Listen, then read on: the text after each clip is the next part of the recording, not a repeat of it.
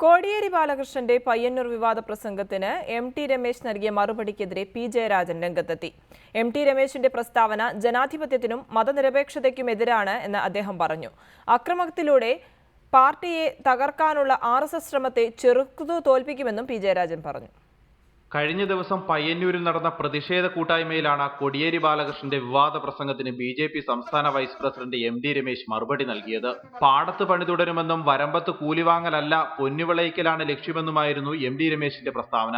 ജനാധിപത്യത്തിനും മതനിരപേക്ഷതയ്ക്കുമെതിരാണ് ഈ പ്രസ്താവനയെന്നും ബി.ജെ.പിയുടെ നീക്കങ്ങളെ ചെറുത്തു തോൽപ്പിക്കുമെന്നും പി. ജയരാജൻ പറഞ്ഞു.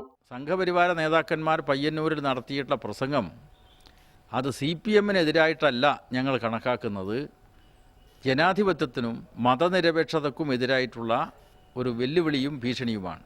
പുഴാതിയിൽ ക്രൈസ്തവ സുവിശേഷകർക്കെതിരെയുണ്ടായ ആക്രമണം ന്യായീകരിക്കാനാകില്ല. ന്യൂനപക്ഷത്തിന് നേരെയുള്ള ആക്രമണത്തെ ചെറുക്കാനുള്ള നടപടികൾ സ്വീകരിക്കുമെന്നും അദ്ദേഹം വ്യക്തമാക്കി.